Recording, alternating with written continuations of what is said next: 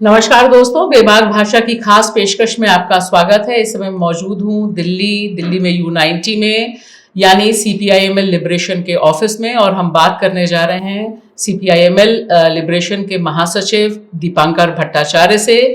Liberation लगातार वाम राजनीति में एक अलग ढंग की धमक, अलग ढंग के निगोशिएशंस, अलग ढंग की पहल के लिए माना जाता है, और इसने पिछले एक दशक में पार्लियामेंट्री पॉलिटिक्स से लेकर सड़क की राजनीति तक दोनों के बीच जो समन्वय स्थापित किया है, और जिस तरह से मेन स्ट्रीम पॉलिटिक्स या जिसे बुर्जुआ पॉलिटिक्स कहते हैं उसमें अपनी पैठ बनाई है, लगातार महागठबंधन की राजनीति में हस्तक्षेप किया है।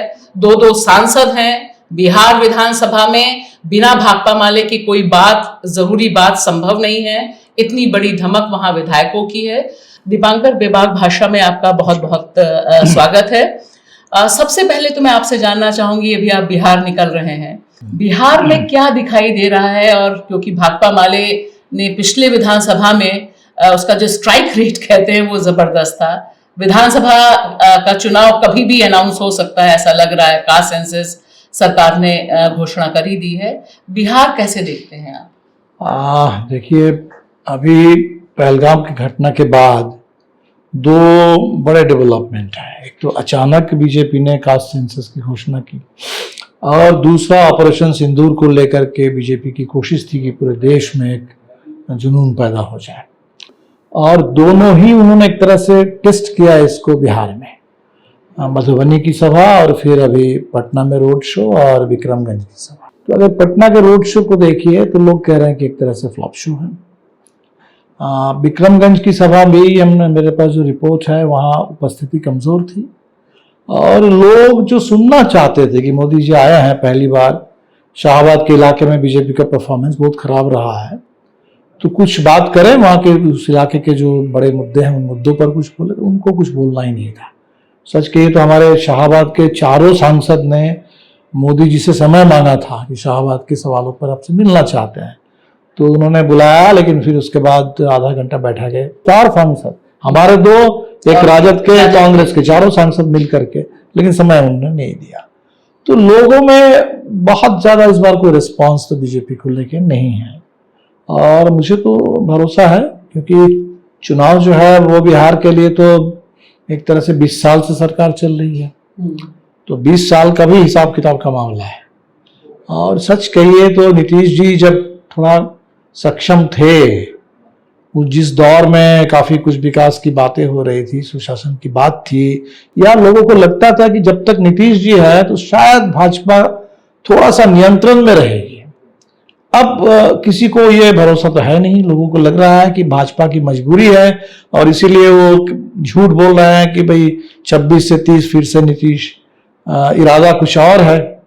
महाराष्ट्र की तरह या उड़ीसा की तरह या उत्तर प्रदेश की तरह भाजपा पूरी तरह से अपना कब्जा जमाना चाहती है।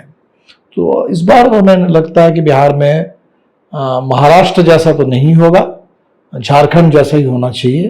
बिहार इस बार बिल्कुल भाजपा। ये आपने बहुत क्रिटिकल बात कही कि महाराष्ट्र जैसा नहीं होना चाहिए। तो आपको क्या भरोसा है कि बाकी सारे जो मैनेजमेंट्स हैं, जो महाराष्ट्र में कई सवाल उठे थे वोटर लिस्ट को लेकर, ईवीएम्स को लेकर, तो उस तरह का नहीं होगा? या कम्युनल एंगल कैसा आपको दिखाई देता है? क्योंकि 2-3 जो नेता हैं, खासतौर से गिरिराज, उन्होंने तो पूरी कोशिश ही की सीमांचल को लेकर। बिल्कुल, उन्होंने कोशिश की। कोशिश में तो कहीं कोई कोताही नहीं है। और अभी इस समय भी आप देख लीजिए, ऑपरेशन सिंदूर को लेकर के भी अमित शाह ने जिस तरह से बंगाल में जाकर के भाषण किया, तो उन्होंने कहा कि ममता जी ने इसलिए विरोध किया कि उनको मुस्लिम वोट चाहिए, जबकि पूरे दुनिया में अभी आपने इतने मुस्लिम आपके पास थे नहीं। वो ऐसी तक को भी आपने जुगाड़ बैठाया और उनको भी भेजा। MJ अकबर उनको कहाँ से फिर से जिंदा करके ले आए। तो अब यहाँ लेकिन बात कर रहे हैं कि मुस्लिम को ऑपरेशन सिंदूर के विरोध में खड़ा करने की कोशिश है। लेकिन मुझे भरोसा है कि शायद लोग भी काफी सजग हैं। और जो महाराष्ट्र में वोटर लिस्ट को लेकर के बड़ा खेल जो हुआ, यहाँ भी कुछ तो है मामला, लेकिन पहले की तुलना में मुझे लगता है कि तमाम पार्टियां पहले से ज्यादा अभी इन सवालों को लेकर के थोड़ा सजग है। जी, बिहार पे थोड़ी और बात करने से पहले मैं चाहूंगी कि राष्ट्रीय राजनीति में अभी जो चल रहा है, आपने पहलगाम का जिक्र किया, कास्ट सेंसस का जिक्र किया, अभी जो पूरी की पूरी योजना है, क्योंकि हमने ये भी देखा कि डेलीगेशन गया, ऑल पार्टी डेलीगेशन पहलगाम के बारे में, जिसमें सीपीएम भी शामिल है, इसे आप कैसे देखते हैं? क्यों जाना पहलगाम के लिए ऑल पार्टी को, जब मोदी जी सर्वदलीय बैठक में तक नहीं आ रहे हैं? नहीं, हमें लगता है कि एक तो अपोजिशन पार्टियों ने क्यों तय किया है तो उनके मामले हैं, लेकिन सरकार की कौन सी मजबूरी है? तो हमें लगता है कि पहलगाम के बाद अगर सच में आपको डेलीगेशन भेजना था तो पहलगाम के बाद तुरंत भेजना चाहिए था। उसी समय दहशतगर्दी के खिलाफ पूरी दुनिया की हमदर्दी भारत के साथ थी, आप उसको लेकर के एक इंटरनेशनल ओपिनियन को मोबिलाइज कर सकते थे। लेकिन जैसे ही इन्होंने ऑपरेशन सिंदूर लॉन्च किया और दुनिया को लगने लगा कि दो परमाणु हथियार वाले देश है और युद्ध का खतरा है, तो कोई भी तो नहीं चाहेगा कि इस तरह का युद्ध हो भारत और पाकिस्तान के बीच में। तो आपने देखा कि फॉरेन पॉलिसी हमारा ऐसा है कि इस समय किसी ने साथ नहीं दिया, बिल्कुल अब आइसोलेशन में। तो ऐसे दौर में उन्होंने, मोदी जी ने आउटसोर्स कर दिया। ग्लोब शो पर उन्होंने सांसदों को भेजा और रोड शो पर खुद चले आए यहाँ। तो ये जो उन्होंने किया, और इससे भी बात तो यही सामने आई कि किसी देश में किसी कोई मिला ही नहीं, किसी सरकार के कोई बड़े प्रतिनिधि कहीं नहीं मिले, कोई फॉर्मर नेता मिल रहे हैं, कोई थिंक टैंक वाले कुछ मिल रहे हैं, कोई डायस्पोरा के लोग कुछ मिल रहे हैं, ना तो मीडिया में ना पॉलिटिक्स में, गवर्नेंस में कहीं कोई खास बात ही नहीं हुई। तो कुल मिलाकर के हमें लगता है कि पहलगाम के बाद दो भाजपा के सबसे बड़े प्रचार थे कि भारत मजबूत हुआ है मोदी जी के आने के बाद, नेशनल सिक्योरिटी हमारा बहुत स्ट्रांग है और दुनिया में हमारा इंटरनेशनल प्रोफाइल बहुत इस समय ऊंचा है। ये दोनों ही इस तरह से एक्सपोज्ड हुआ है कि आपके नेशनल सिक्योरिटी इतना कमजोर है कि आप 6-7-8 अप्रैल को जाकर के मीटिंग करके आते हैं, अमित शाह कहते हैं कि सब ठीक है, और फिर 2000 लोग पहुंचते हैं कि वहां उनके लिए कोई सिक्योरिटी नहीं है। और आप फॉरेन पॉलिसी में इतने बड़े संकट में आप थे, किसी ने साथ नहीं दिया। दो सबसे बड़े पॉइंट जहां बीजेपी का क्लेम था कि हमने काफी देश को मजबूत किया है, देश को आपने कमजोर कर दिया। इंटरनली तो किया ही है हमेशा हिंदू मुस्लिम करके, लेकिन एक्सटर्नली भी सिक्योरिटी के मामले में, फॉरेन पॉलिसी के मामले में ये बात जो खुल के सामने आई, हमें लगता है कि ये मोदी जी के लिए बड़ा झटका है, बीजेपी के लिए बड़ा झटका है। और इसीलिए अपोजिशन को बिल्कुल बिना कोई हिचक, बिना कोई डर, 1 साल पहले ही चुनाव का परिणाम आया था जी। 1 साल में पहले बहुमत चला गया था, बावजूद इसके टीडीपी और नीतीश जी के सौजन्य से सरकार अभी भी चल रही है।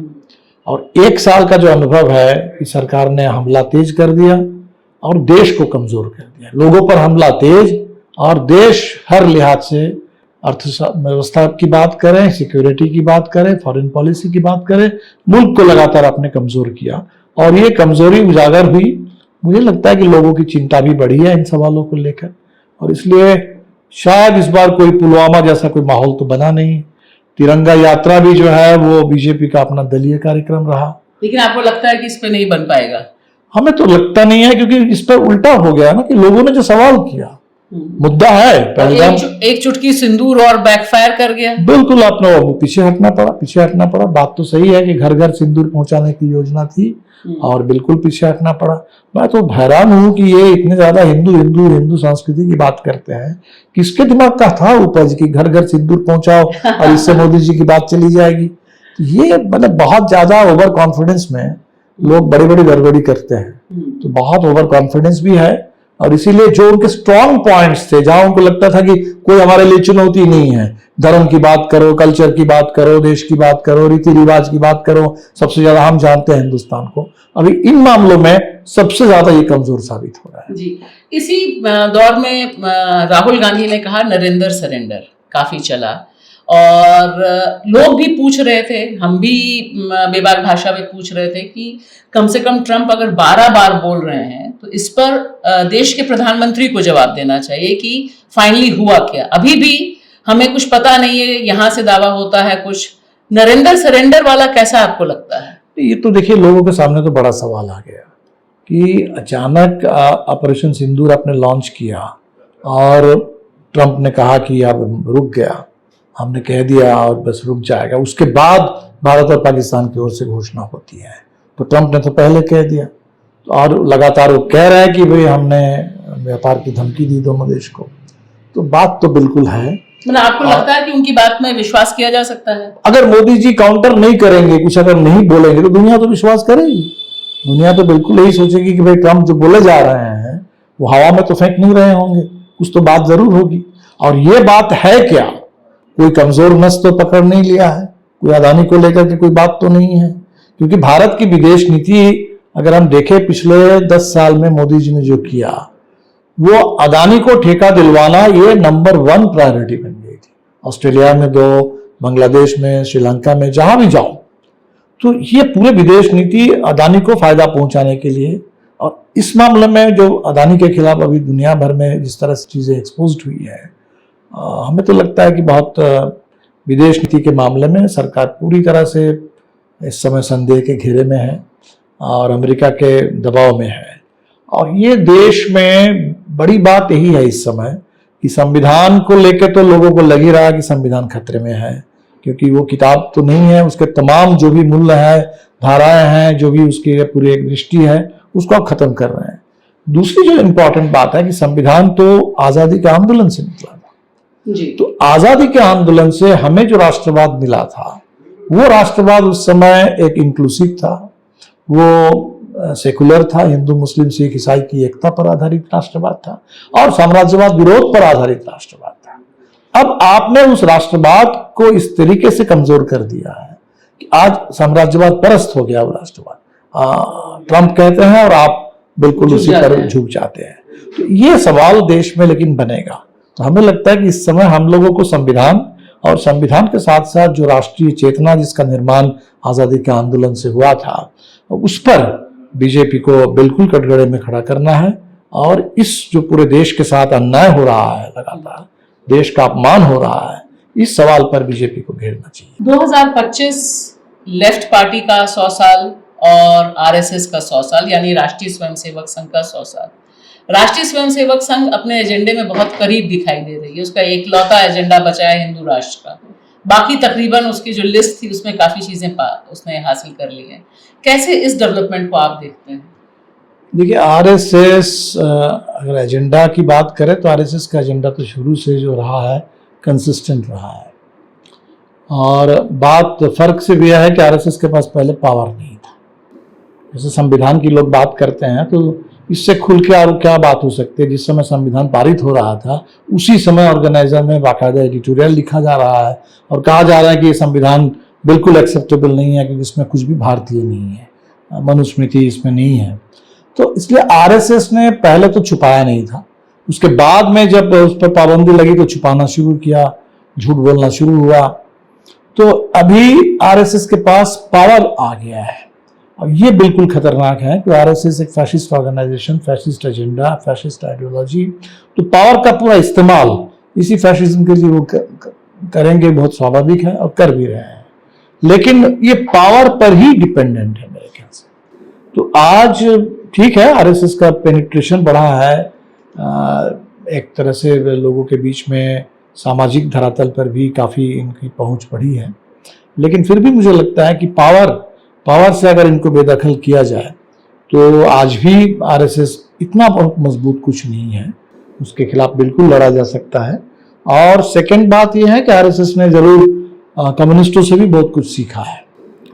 जो गांव में आरएसएस ने सीखा है, बिल्कुल सीखा है। जो कम्युनिस्टों का काम था, जो स्टाइल था, घर घर जाना, ये जो घर घर जाना, हर बात पे घर घर मोदी और घर घर सिंदूर, हर जो भी कहिए, तो ये घर घर जाने वाला मामला, ये तो आज़ादी के आंदोलन के दौर से कम्युनिस्टों की पहचान नहीं है। तो शायद इस मामले में इन्होंने काफ़ी कुछ सीखा भी है। हमें लगता है कि कम्युनिस्टों को भी अपनी कार्यशैली को और मजबूत करते हुए जनता के साथ और गहरा जुड़ाव इसकी ज़रूरत है। दूसरी बात है कि आरएसएस वाले पहले भी डरपोक थे, आज भी बहुत डरपोक हैं। वो डरा रहे हैं लोगों को। फांसीवाद तो और कुछ नहीं है, वो डर का निजाम है। क्योंकि अगर लोग डर जाएंगे तो बिना कुछ किए ही आधा काम उनका हो जाएगा। लोग डर के मारे बोलना बंद कर देंगे, लिखना बंद कर देंगे, बहुत एक तरीके से अपनी बातों को, विचारों को एडिट कर लेंगे, बहुत रिस्ट्रिक्ट कर लेंगे। तो आरएसएस के लिए तो बिल्कुल फायदा है। हमें लगता है कि इस दौर ने हमें ये भी दिखाया कि लोगों की बात समझ में आ गई, और इसीलिए देखिए कितने साहस के साथ लोग लड़ रहे हैं। इस मामले में हिंदुस्तान में कहीं कोई कमी नहीं है। हम संगठन की बात छोड़ दीजिए, कितने व्यक्ति को आप देखिए, फादर स्टैन स्वामी को देखिए, उमर खालिद को देखिए, गुलफिशा को देखिए, एक से एक इस दौर में लोग बिल्कुल कोई परवाह नहीं कर रहे हैं, जेल में रह रहे हैं, लड़ रहे हैं। तो लड़ना लोगों को मजा आ रहा है, लोगों को लड़ना, इस देश में लोग लड़ना जानते रहे हैं। सीधो कानू बिरसा मुंडा के जमाने से लोगों को लड़ना आता रहा है, तो लोग लड़ेंगे। वो ऑपरेशन कगार करो, ऑपरेशन सिंदूर करो, जो करो, लोग लड़ेंगे। और हमें लगता है कि आरएसएस का वो जो पूरा एक तरह से डिजाइन है उसको लोग समझने लगे हैं, और इसके खिलाफ एक बहुत मजबूत वैचारिक अभियान चाहिए, मजबूत जनता के बीच में पहुंच चाहिए, काम चाहिए, और राजनीतिक धरातल पर बड़ी एकता चाहिए।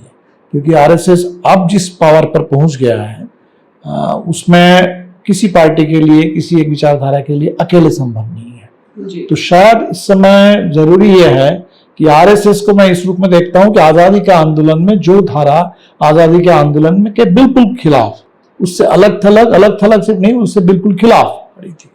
तो आज आजादी के आंदोलन में जितनी धाराएं थी, वो कम्युनिस्टों की धारा हो, गांधीवादी हो, अम्बेडकरवादी हो, समाजवादी हो, वो सारे लोगों को एक साथ आना होगा। और मैं सब समझता हूँ कि जो इंडिया गठबंधन जो भी बना है, अभी तो चुनावी तालमेल ही है मुख्यतः, लेकिन उसका एक वैचारिक धरातल भी है कि इन तमाम विचार जो आजादी के आंदोलन से जुड़े विचार हैं, उन विचारों का एक संगम, उन विचारों का एक आपस में सहयोग, वो जरूरी है। और निश्चित तौर पर आरएसएस को हम लोग फिर किनारे कर सकते हैं।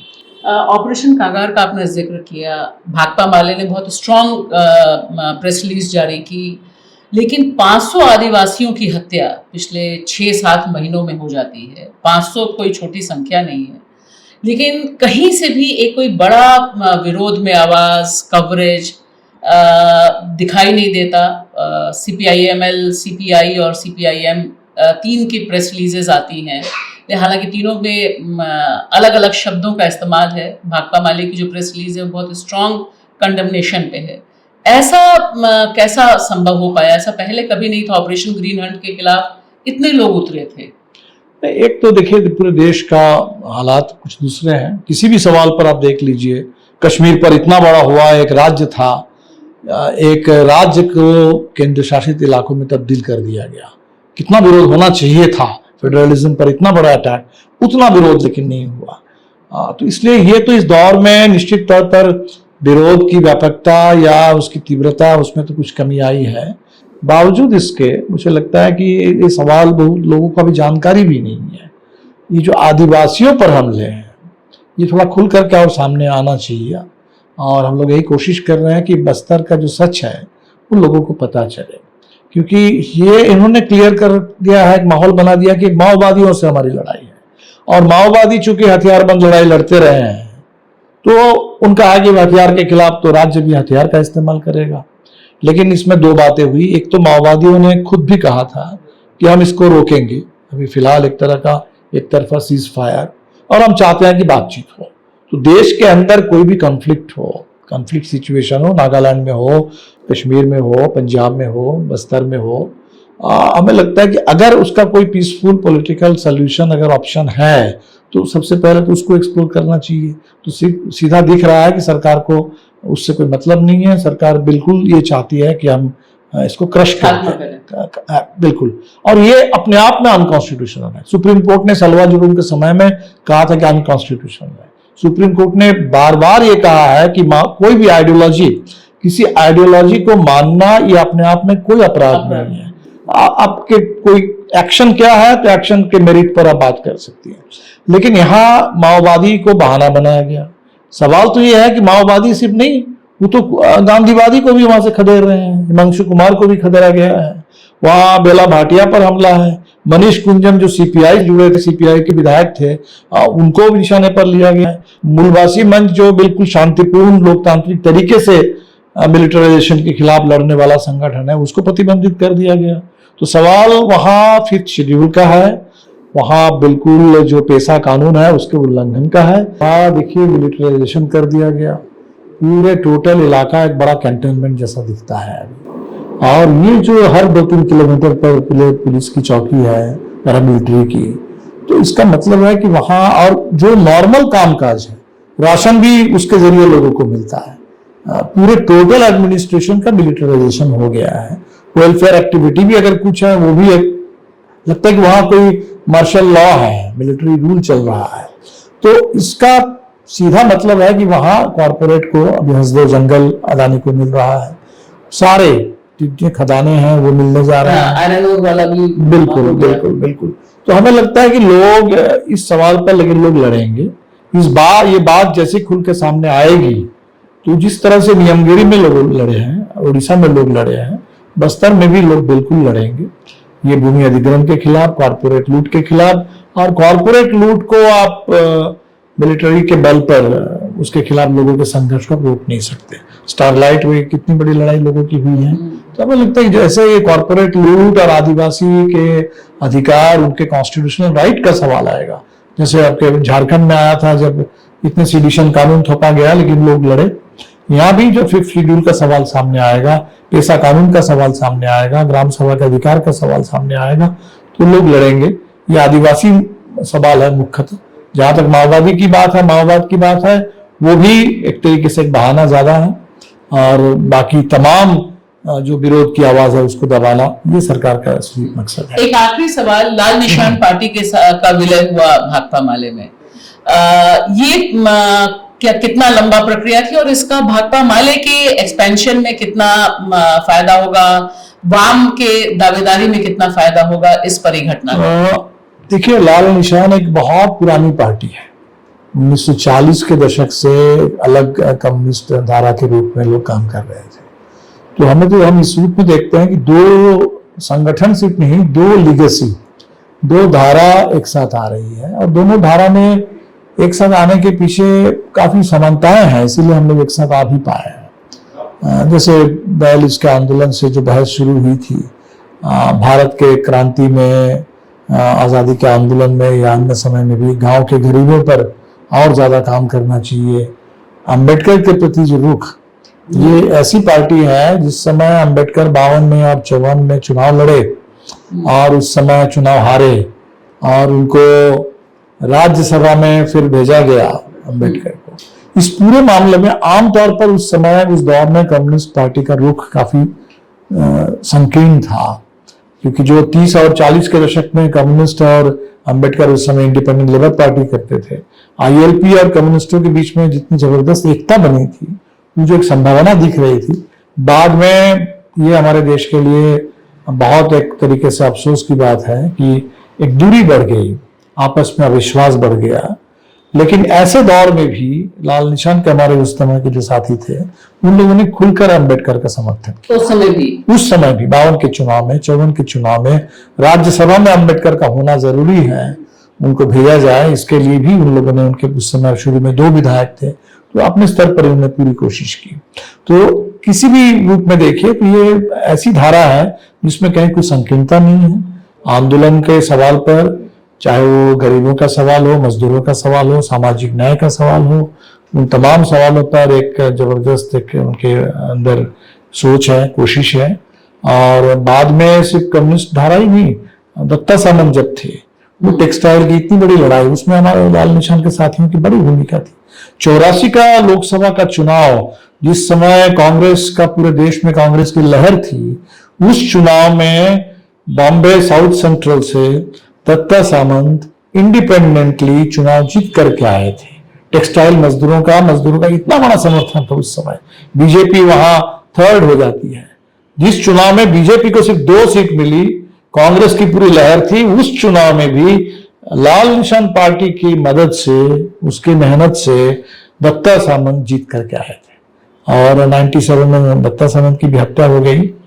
लेकिन हमें लगता है कि वो सारी धाराएं, वो कहीं ना कहीं उससे एक ऊर्जा लाल निशान को मिली है, और इससे महाराष्ट्र में कम्युनिस्ट आंदोलन को ताकत मिलेगी और हमें लगता है कि पूरे देश में, अभी धनबाद में कॉमरेड ए के राय का संगठन था, मार्क्सवादी समन्वय समिति, पिछले सितंबर में मासस का भी माले के साथ विलय हुआ।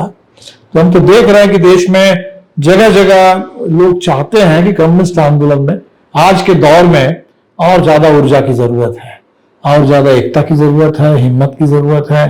तो सारे लोग अभी इसमें है कि हम लोग मिल करके करें। तो हम तो कोशिश करेंगे कि पार्टी जितनी बड़ी हो सके, मजबूत हो सके, उसकी भी कोशिश करेंगे। पार्टी के बाहर जो हम तमाम लेफ्ट फोर्सेस हैं, लेफ्ट के बीच में भी आपस में और मजबूत एकता बने, और लेफ्ट के बाहर भी जितने फांसीवाद से लड़ने वाली ताकतें हैं, धाराएं हैं, सबके साथ व्यापक एक समझदारी हो, चुनाव में भी, आंदोलन में भी, हर मोर्चे पर। जी।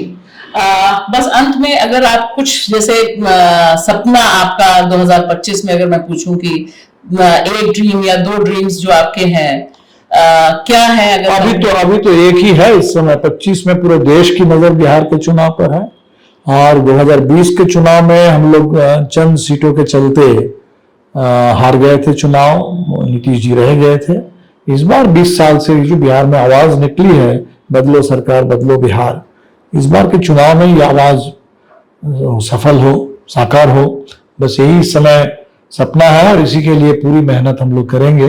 उम्मीद है कि बिहार लड़ने वाला प्रदेश है, लड़ करके रास्ता दिखाएगा। जी, बहुत बहुत शुक्रिया।